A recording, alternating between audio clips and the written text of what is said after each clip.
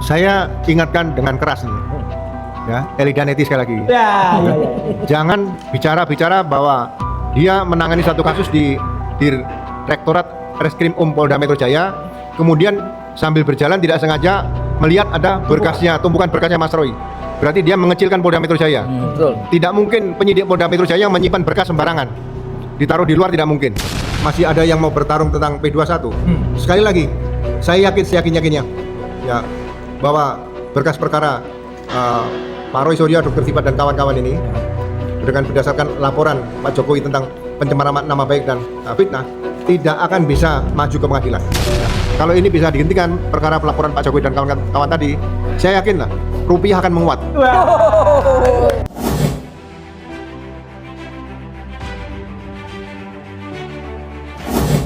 Ini ada satu hal yang menarik menurut saya bahwa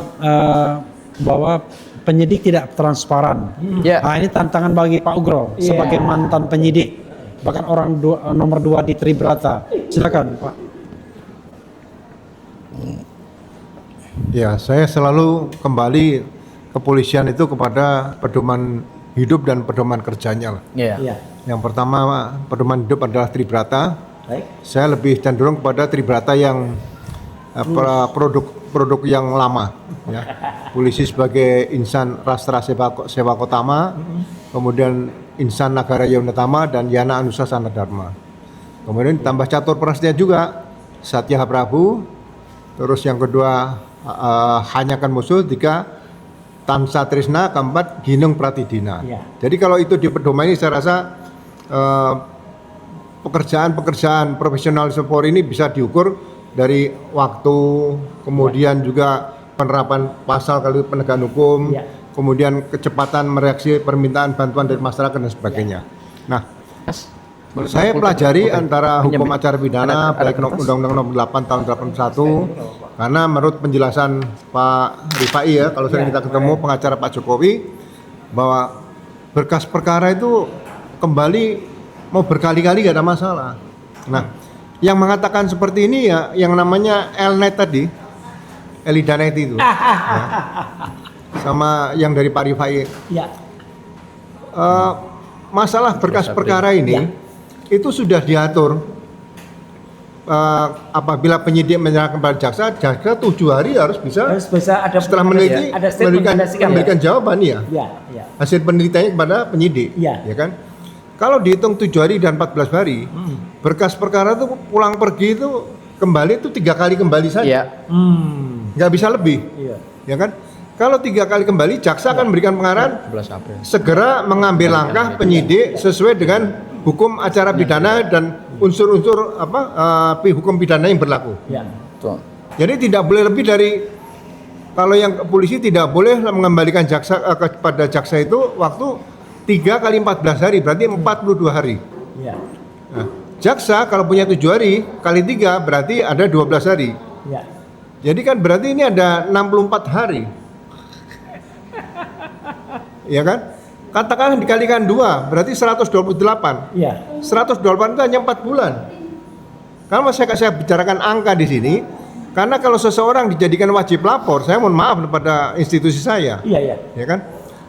Wajib lapor itu maksimal berapa bulan? Karena berkas perkara kalau katakanlah 64 hari tadi udah selesai, berarti wajib lapor hanya 3 bulan. Saya kira 2 bulan lebih. Tapi kalau 128 hari, ya kan, berarti kan kira-kira 4 bulan.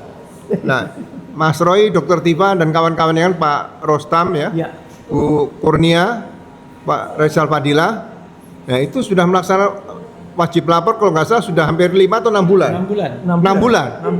Ya, ini berarti kan suatu kondisi yang tidak perlu terjadi. Nah, edukasi kepada masyarakat 6 bulan setengah ya. Nah, ini edukasi kepada masyarakat, mudah-mudahan dengan lahirnya reformasi, percepatan reformasi Polri nanti, saya titip pada Pak Kapolri kalau bisa segera diterbitkan dulu peraturan kepolisian berkaitan dengan masalah wajib lapor. Nggak apa-apa satu SOP tentang wajib lapor seperti itu. Kemudian contoh waktu 14 hari. Nah, ini supaya Elindan itu nanti tahu. Ya. Saya sebut terus karena sering kadang-kadang dia membantah saya. Iya ngawur. 14 hari kalau lebih itu pihak jaksa bisa menyatakan berkas tidak sah. Ya. Berkas perkara tidak sah. Itu di peraturan Jaksa Agung loh. Betul. Oke. Bukan peraturan saya. Iya, iya, iya. Ya. Jadi hal-hal seperti ini untuk edukasi pada publik, masyarakat yang mencari keadilan ini perlu disampaikan seperti itu. Ya. Jadi apabila berkas perkara kaitan dengan laporan polisi Pak Jokowi ini tidak ditangani secara profesional dan proporsional, ya. Saya khawatir, sekali lagi saya khawatir peristiwa tahun 2009 berkaitan dengan cicak buaya. Oke. Ya, itu sebenarnya juga pukulan berat bagi saya waktu itu masih menjabat sebagai Kadifropam Polri. Oh, baik. Ya kan?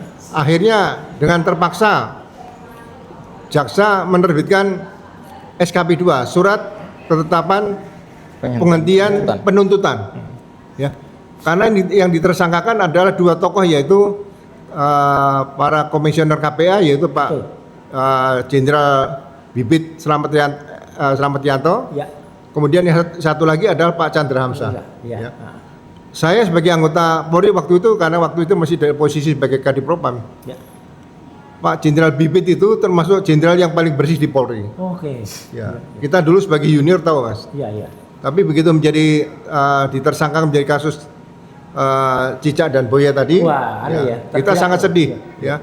Dan akhirnya ya mungkin Tuhan masih mendengar doa-doa semua warga masyarakat, akhirnya dihentikan penuntutan seperti itu. Ya.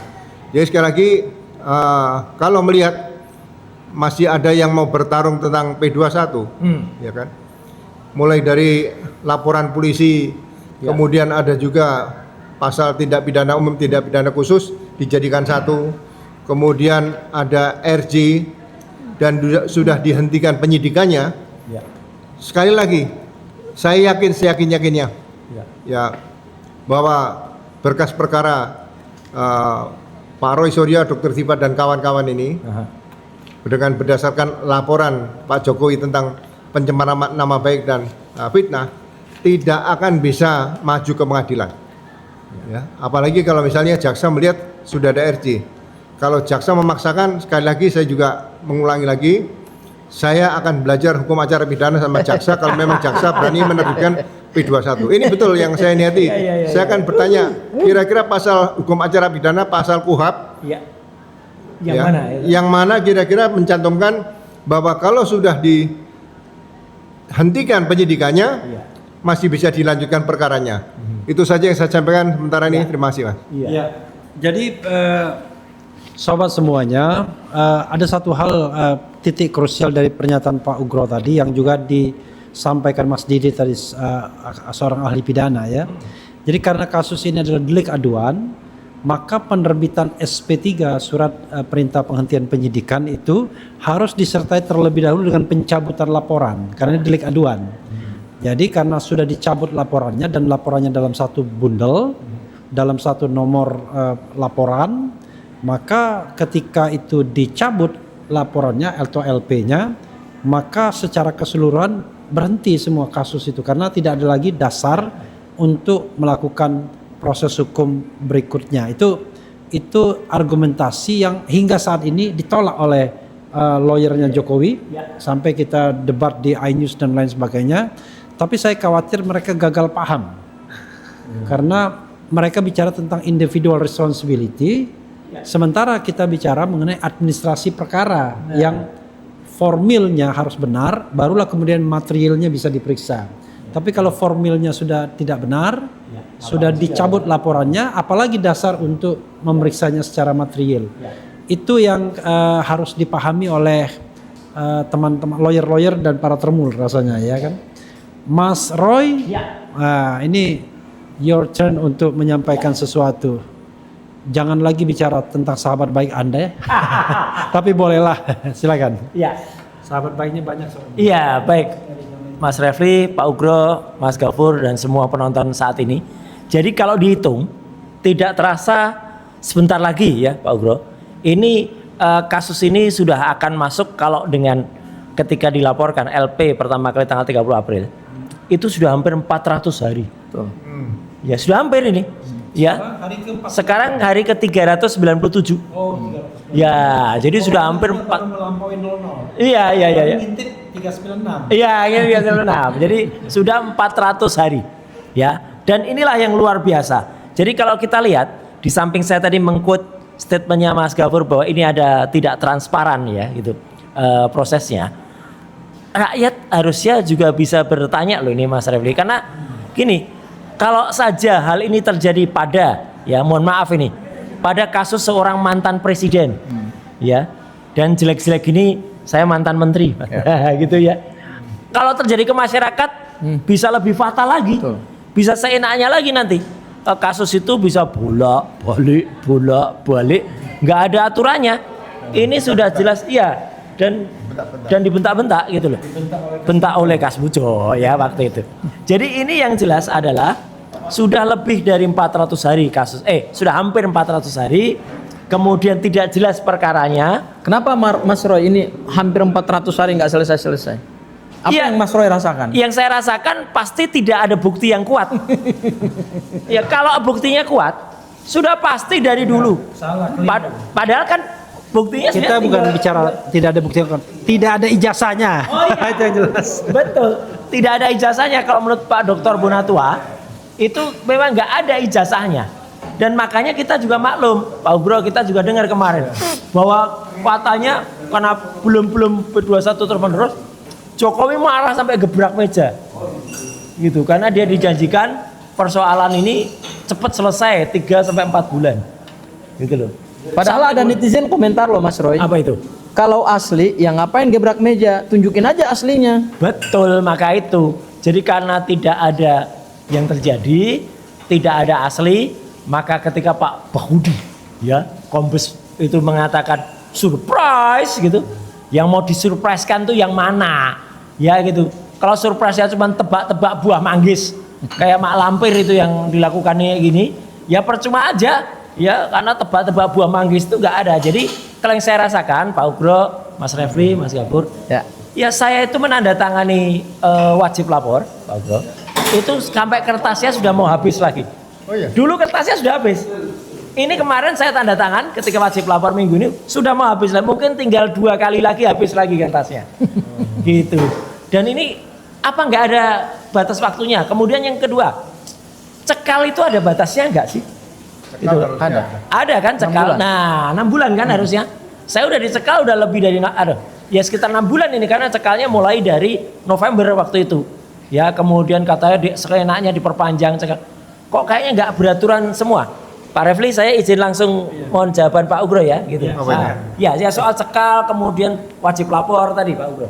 Iya. Seenaknya gitu. Ya. Jadi mungkin di imigrasi juga ada aturan tentang masalah cekal. Baik. Ya kan?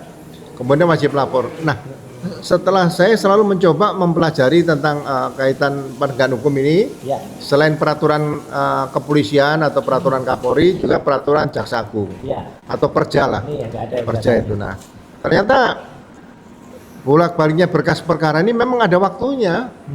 Jadi masyarakat supaya tahu 14 hari dan 7 hari. 14 hari itu kalau pihak penyidik melaksanakan perbaikan petunjuk jaksa itu sebelum dikembalikan kepada jaksa, waktunya 14 hari. Nah, jaksa meneliti lagi waktunya 7 hari. Jadi kan hanya 21 hari. 21 hari kali 3 berarti 63. Ya kan? Nah, 63 ini kaitannya biasanya kalau perkaranya ringan. Nah, itu hanya 2 ya, bulan. ringan dan ada beberapa pasal yang pidana yang bisa ditahan. Selain yang ancaman 5 tahun ya, Mas. Ya kan? Ada pasal-pasal khusus itu. Nah, itu ditahan maksimal 60 hari. Jadi memang wajib lapor itu dengan pengembalian berkas perkara, dengan adanya yang penahanan, itu semua yang di hukum acara pidana berkait. Gitu loh. Kenapa ada angka 14? Kenapa ada angka 7? Itu semua berkait di situ. Jadi ya mohon maaf, saya mengetahui baru sekarang, tapi saya juga malah mewaspadai waktu saya bertugas juga. Ya kalau wajib lapor dibatasi, kalau berkas perkara udah dikirim ke jaksa, ya wajib lapor dibatalkan saja, udah cukup, udah selesai kan seperti itu. Itu saja sih Mas. Siap, terima kasih. Jadi sebelum saya kembalikan mikrofon ke Mas Refli lagi, saya ingin tanya Mas Gafur. Jadi Mas Gafur ya, sekarang ini yang terjadi karena tadi Mas sudah berani mengatakan bahwa tidak transparan gitu ya.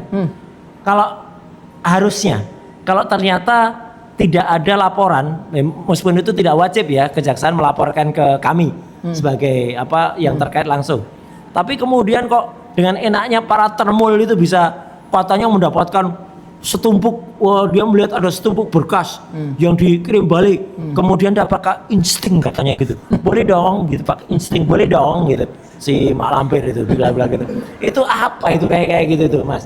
Dan harusnya informasi-informasi semacam itu tuh seberapa transparannya harus dilakukan agar kepolisian dan juga kejaksaan itu menjadi punya marwah lagi di masyarakat. Ya. Baik, Mas Roy. Jadi gini, ini penegakan hukum, bukan tebak-tebak buat manggis. Apalagi ini katanya akan ada kasih-kasih hadiah. Dan penegakan hukum itu bukan soal surprise. Ya, jadi sebenarnya kita menyayangkan ya, ada kalimat-kalimat atau diksi-diksi yang sebenarnya malah mendegradasi marwah daripada institusi penegak hukum itu sendiri. Surprise.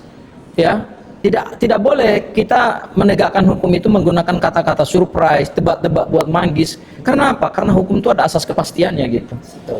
Ini yang ditegakkan adalah hukum, dan hukum itu yang menentukan nasib seorang anak bangsa. Jadi tidak boleh kita dengan kewenangan yang kita miliki lantas kita menggunakan kewenangan itu tidak sesuai dengan aturan perundang-undangan yang berlaku dan meruntuhkan wibawa negara hukum. Kalau saya bilang ini meruntuhkan wibawa negara hukum, Mas Roy. Itu hal yang pertama.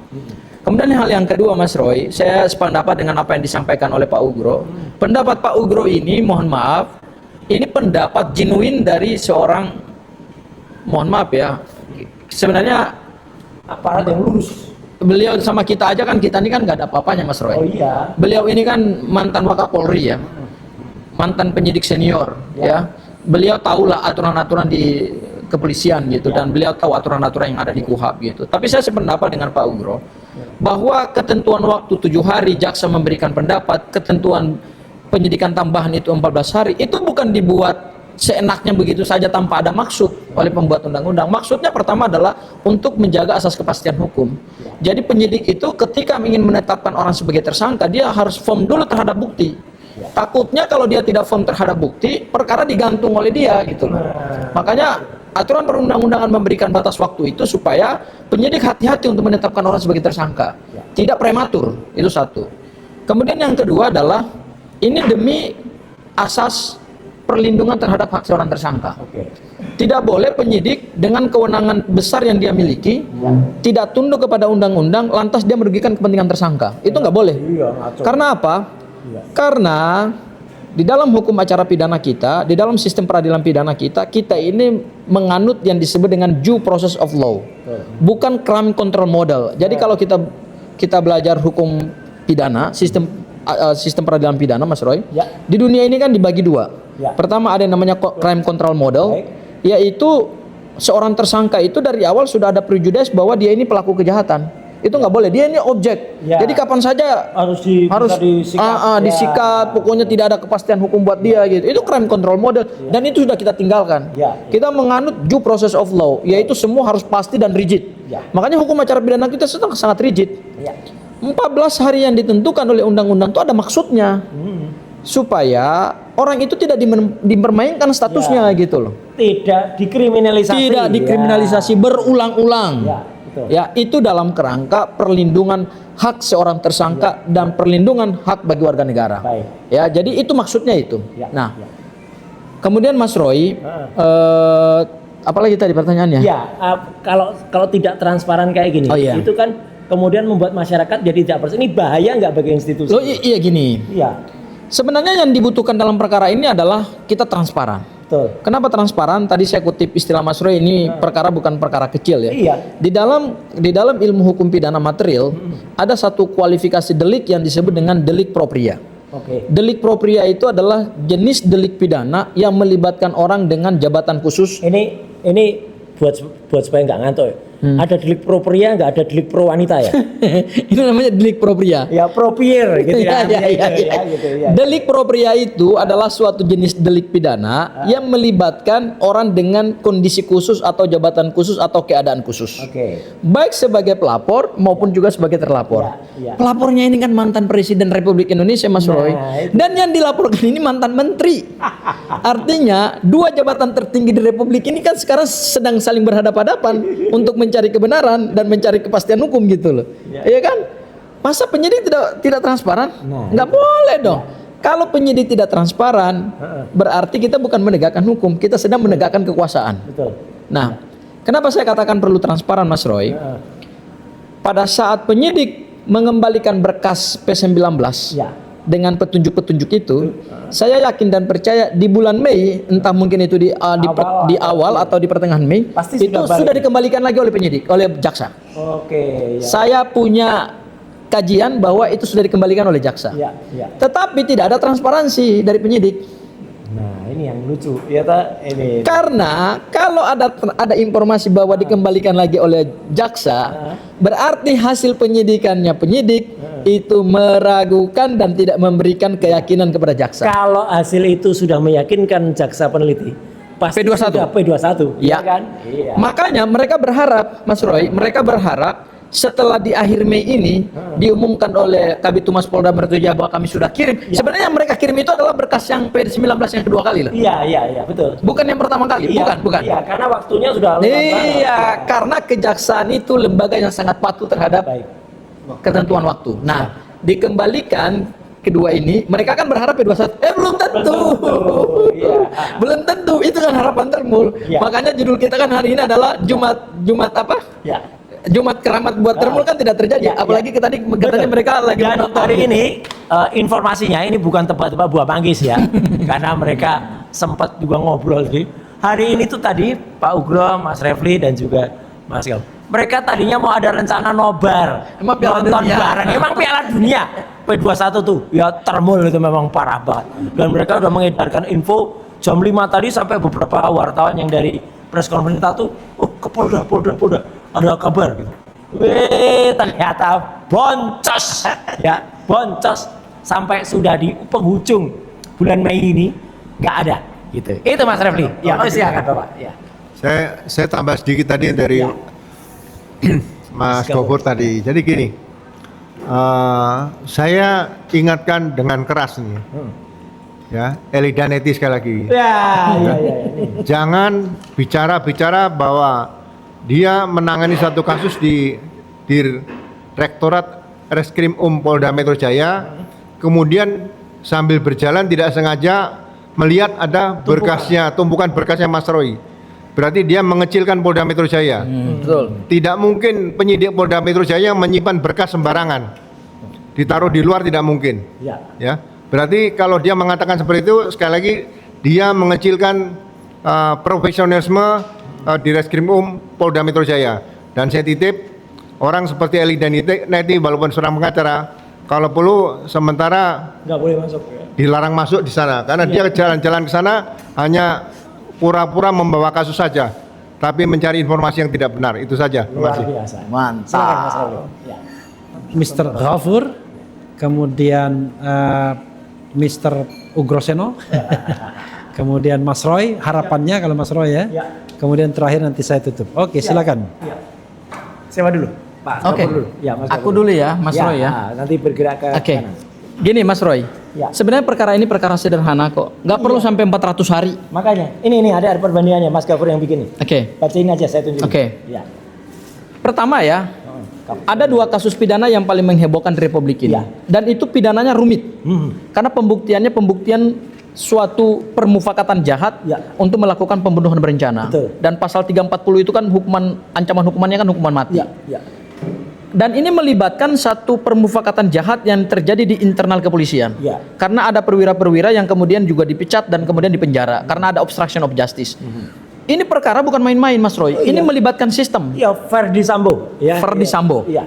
Bahkan ada yang bintang-bintang akhirnya juga dipenjara. Betul. Karena bersekongkol dengan Ferdi Sambo untuk menyembunyikan kejahatan dia. Ya. Mas Roy, sejak LP-nya ini, 8 Juli. dibuka LP-nya oleh keluarga 8 Juli 2022, kemudian P21-nya 28 September. 2022. Itu hanya memakan waktu 72 hari. Suatu perkara pidana yang rumit dan melibatkan sistem besar. Betul. Dalam 72 hari bisa dibongkar Iya. oleh Barreskrim Polri. Iya. Ya. Ini Itu yang pertama. Kemudian yang kedua, kasusnya Jessica Kumala Wongso. Ini juga kasus besar. Ini juga dakwaannya 340. Iya. Ancaman pidananya hukuman mati. 6 Januari 2016. Dan ini mencari jejak cyanida itu kan tidak mudah, Mas Roy. Iya. Nah, itu hanya butuh 141 hari sejak di LP dibuka 6 Januari, di P21 kan oleh jaksa 25 Mei 2016. Hanya butuh waktu 141 Iya. hari. Nih. Perkara rumit. Ya. Mohon maaf. Nah, Ini perkara sederhana. ini rumit kalau kata termul. Rumit karena bukti-buktinya nggak kuat. Ya, kok nggak kuat? Nggak ada buktinya, kok nggak kuat gimana? Buktinya nggak ada dan tidak meyakinkan. Iya. Ya, makanya butuh waktu 400 hari. Iya, ini loh ijazah Jokowi tidak ada. Ya. Ini mohon maaf. Iya. Ini kan yang ingin dibuktikan kan cuma selebar ijazah. Iya, benar. Kayak Dan gini katanya kan pasalnya pasal pencemaran nama baik fitnah. loh. Ini loh, iya kan? Loh, Iya. pencemaran nama baik dan fitnah itu mohon maaf Mas Roy, itu kan jenis delik yang sebenarnya Iya. beda dengan jenis delik pembunuhan berencana. Iya. Ini hanya untuk membuktikan fitnah itu kan gampang gitu loh. Betul. Tapi kenapa 400 hari tidak di P21 oleh jaksa? Iya. Karena ternyata bukti-buktinya masih Boncos. goib. Iya, goib boncos. Ya, Iya. tidak ada bukti ini. Iya, iya. Ini kalau dibawa ke persidangan, ini kebongkar semua ini. Iya, harus. Makanya gini, kenapa jaksa tidak berani P21 kan perkara? Karena jaksa itu beban pembuktian ada pada jaksa. Jaksa tidak akan berani mengambil risiko ketika dia P21 kan perkara, kemudian dia akan membuktikan perkara itu di dalam suatu persidangan terbuka untuk umum dan kemudian dia harus meyakinkan bahwa dakwaannya diterima oleh majelis hakim. Kalau buktinya nggak kuat, dia nggak akan terima, Mas Roy. Iya. Karena itu sama artinya dia bikin malu diri sendiri. Oh iya, iya. Artinya apa yang diyakini oleh penyidik tidak sama dengan apa yang bisa dibuktikan oleh jaksa. Setuju. Itu Mas Roy. Oke. Nah, saya tambahkan Mas Refli, Pak Ugro dan Mas Gafur. Ini makin lama memang membuat masyarakat juga tahu bahwa kasus ini memang benar-benar boncos dan tidak akan terbukti. Ya, artinya apa? Ijazah Jokowi itu 99,9% palsu, bahkan tidak ada. Karena selain kasus ini, yang sekarang sedang berjalan adalah gugatan atau pendaftaran yang dimana itu saya dan Dr. Tifa ajukan ke KIP, itu juga sebentar lagi juga akan dimulai. Jadi kita akan melihat bagaimana 709 dokumen itu kita mau lihat apa itu ya. Itu cukup daftarnya saja sudah akan ketahuan nanti seperti apa sih itu. Kemudian gugatan dari Purnawirawan TNI CLS itu juga lagi berjalan. Gugatan di Solo oleh DK Ajeng ya gitu, itu lawyernya bersama nama yang penggugatnya Pak Sigit. Dan kemudian yang menarik adalah apa?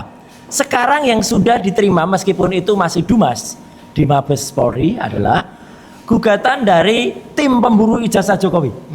Yang ada Mas Rustam Effendi, kemudian Pak Rizal Fadila, kemudian Pak Heru Purwanto dari UI Watch ya. Di mana apa? Sudah mulai melaporkan nama-nama yang harusnya diperiksa. Polisi kok pilih-pilih? Ya, polisi kok pilih-pilih yang mau diperiksa yang mana? Ada nama dulu, ada Pak Bitor Suryadi yang sudah jelas menyebut nama.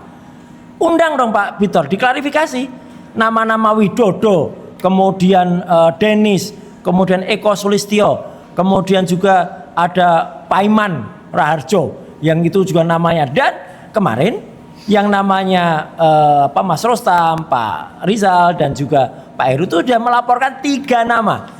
3 nama sudah dilaporkan, yaitu selain Joko Widodo, belakangnya O semua. 2 Eko Sulistyo, dan yang ketiga Pratikno. Nah, gitu. Jadi 3 semua ya Mas Roy, semua O belakangnya itu sudah dilaporkan dan nanti hasilnya akan itu toh pembuat ijazahnya. Nah, itu karena belakangnya O semua. Itu closing dari saya. Monggo Pak Bro. Ya. Terima kasih. Yang pertama, ya, selalu kita ingatkan ijazah Pak Jokowi yang disita atau dititipkan di Polda Metro Jaya itu sebenarnya bukan barang bukti hasil kejahatan, bukan barang bukti yang digunakan untuk melakukan kejahatan. Kenapa disita? Ya, ini seharusnya tidak disita, ya kan? Jadi tetap dikembalikan saja kepada Pak Jokowi, disimpan baik-baik. Selama tidak digunakan oleh Pak Jokowi berarti tidak merupakan kejahatan.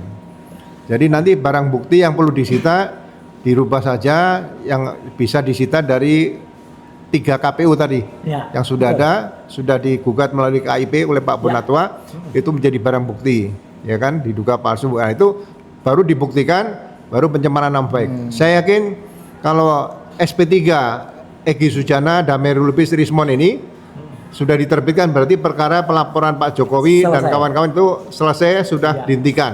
Ya. Ya, kalau ini bisa dihentikan perkara pelaporan Pak Jokowi dan kawan-kawan tadi, saya yakin lah rupiah akan menguat. Mantap. Sebentar lagi rupiah mencapai kemerdekaan Pak katanya. Nah, itu kan yang sudah 17.800. Kalau 17.845 merdeka. ya, jadi saya kadang-kadang sambil gue seperti ini supaya kita ke depan tidak ingin lah mempidanakan Pak Jokowi. Pak Jokowi simpan aja saja, Pak. Bapak tidak akan terlibat. Yang terlibat adalah yang menggunakan saja. Nanti pemilik hanya sebagai saksi di situ. Dan nanti terserah jaksa. Kalau jaksa menerima berkas perkara bahwa itu pidana cukup kuat, ya saya berharap dugaan ijazah palsu tadi memang terbukti karena menyangkut pemilihannya adalah kepala negara yang ke-7 di Indonesia. Ya, deponering bisa dilakukan berdasarkan Undang-Undang Kejaksaan Negara Republik Luar Indonesia. biasa. Itu saja, terima kasih.